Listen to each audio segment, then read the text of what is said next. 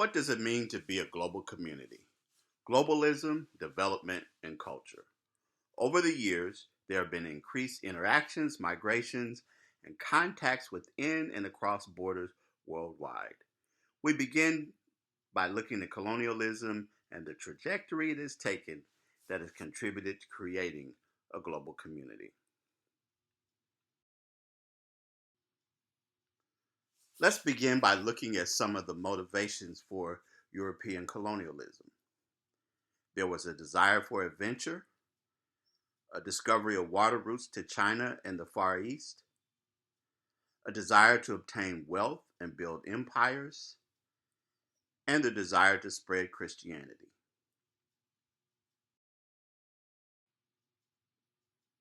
So, what were some of the models for European colonialism? European colonialism was imperialistic, which meant it was empire building through state expansion of both territories and commerce.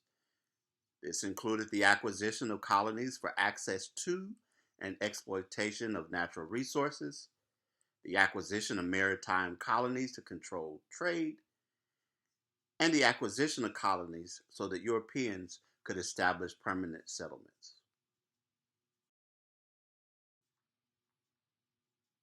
We look at one of the main tools of colonialism, corvée labor, which was a system of required labor practiced during the colonial period. Although colonization was beneficial for the Europeans, it was costly for indigenous people. They were conquered by force, sold like chattel, stripped of resources, thrown off ancestral lands, and stripped of traditional livelihoods, and left dispossessed of land. Many ended up working at corvée labor. After independence, the local populations were severely undereducated and undercapitalized. Many of the former colonizers maintained the means of production and continued to control the resources, and this is something that is happening even today.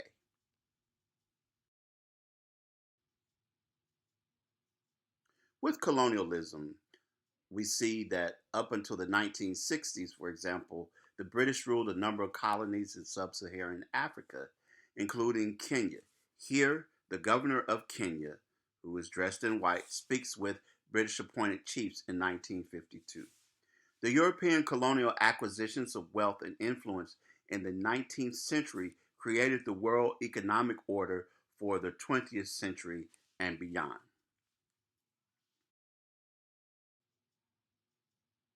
And mentioning indigenous populations, just who exactly are we talking about? This refers to a group of people who are original inhabitants of a region, who identify with a specific small scale cultural heritage, who have no significant role in government. The indigenous populations are negatively affected by the onslaught of civilization. Their cultural patterns and the people themselves have been eradicated oftentimes. The Industrial Revolution and the explosions in population and consumerism had negative effects, and it caused the colonizers to have control and exploit natural resources. A major motivation for colonization of the non Western world was economic, and that the natural resources in Asia and Africa were needed to fuel European factories. An example would be the small scale cultures in Asia, Africa, and the Americas under the influence of the colonial powers during the past several centuries. A further example would be the partitioning of Africa at the Berlin Conference in 1884 1885 that divided up the entire continent of Africa for European nations, and it didn't protect the rights of indigenous populations. It was a number of European countries that came together, not one African influence, not one African sitting at the table to discuss how an entire continent and the people who populated it would be treated, and their resources and land were seized from them.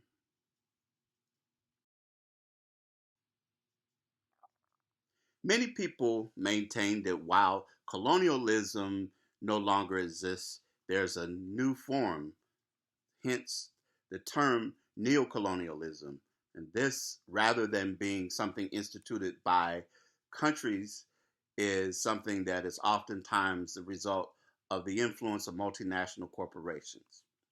This is where developed nations are continuing to exert economic, political, and military influence over less developed countries, otherwise known as LDCs. Those are countries that have a relatively low gross national product and a low annual family income. That even though colonization has officially ended, find themselves being overtly influenced by developed nations and corporations that are multinational that stretch across borders in these various places. These multinational corporations exert influence over poor nations. An example would be a multinational corporation opens a plant in another country and exerts considerable influence over the government of that country.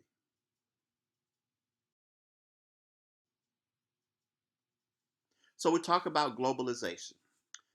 Anthropologists study people whose lives are affected by global interconnections, migratory flows, and cultural mixing. We have a couple of definitions here. Globalization, which are the cross cultural interactions caused by the rapid movement of money, people, goods, images, and ideas within nations and across national boundaries. Diffusionist. Early 20th century anthropologists saw that cultural characteristics result from either internal historical dynamism or the spread, otherwise known as diffusion, of cultural attributes from other societies. In looking at the idea of globalization, we look at Arjan Abadurai's five scapes. Ethnoscape, the flow of people across boundaries; technoscape, the flow of technology; ideoscape, the flow of ideas; financescape, the flow of money across political borders; and mediascape, the flow of media across borders. Now, while they're separated here and talked about separately, all of them are interconnected, and there's no one thing that doesn't have a connection to other things because of the increased interactions, migrations, and contacts within and across borders worldwide.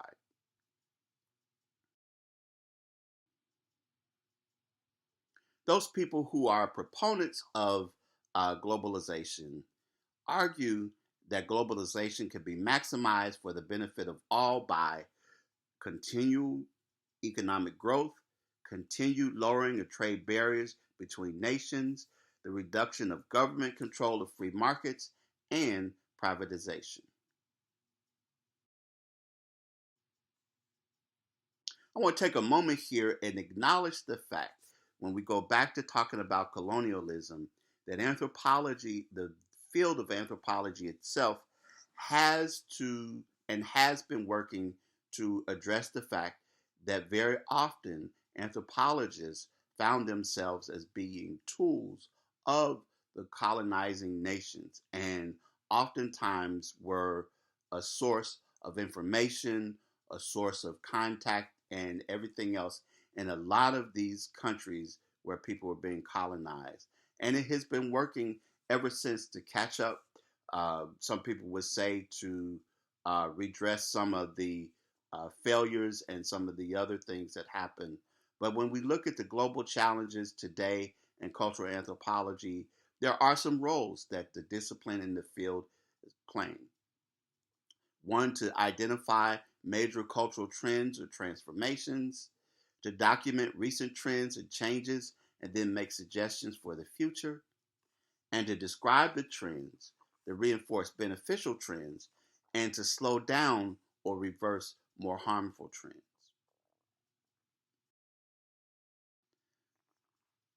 So, if we examine some of the critical global challenges, there are 22 that are listed here. These are some that are found in your text, and these are some that have had a great deal of discussion, study, debate, and a lot of thought given. And we're not going to go into all 22 of these, but just for your consideration to just see some of the challenges that we know our world is facing.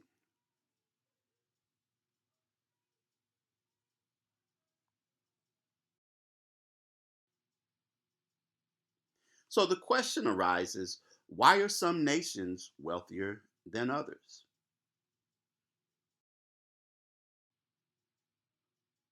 One of the ways that seeks to answer this is through something that is known as world systems theory. According to world systems theory, the wealthy countries of the world achieve high levels of development by exploiting other regions, plundering their resources, using their people as cheap sources of labor, and dominating their markets. It posits that both rich and poor nations of the world are really part of the world system, and that economic development is not the result of an enlightened or progressive population, but exploitation. It says that economic development occurs when one group purposefully increases its wealth at the expense of others.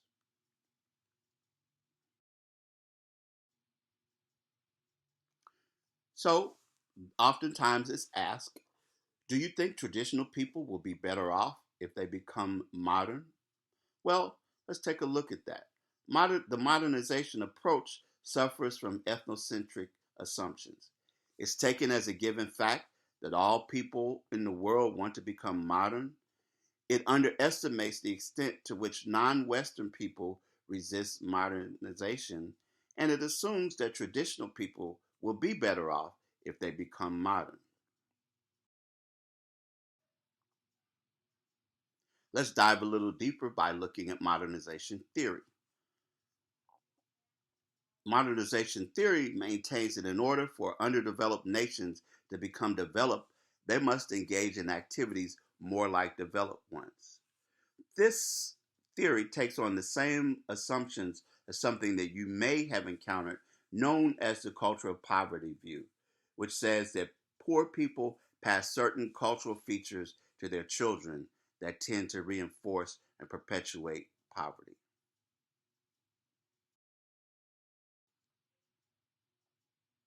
So, this begs the question, is economic development beneficial? Studies suggest that economic growth and development don't always lead to an improvement in people's lives.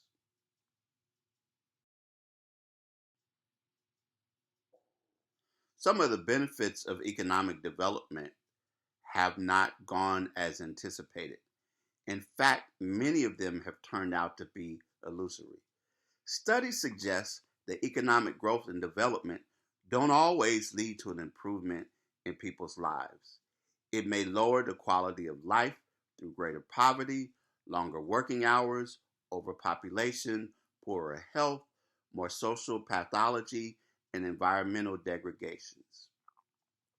Often, it results in an increase of disease for four reasons: that modern lifestyles bring about new diseases such as diabetes, heart disease, obesity, hypertension, gout, and high blood pressure. These are diseases that are found in developed nations, and as undeveloped nations start to become developed, these same diseases also begin showing up.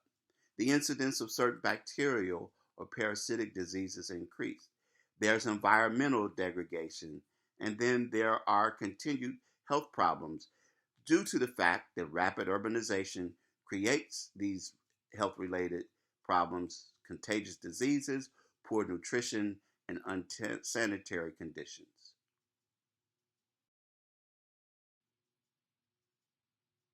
And we close with a discussion of multiculturalism. To enhance the dignity and respect of other people and other cultural choices, we must have multiculturalism.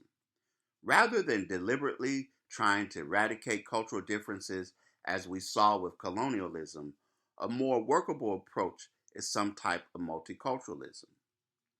It's a public policy philosophy that recognizes legitimacy and the equality of all cultures in a society.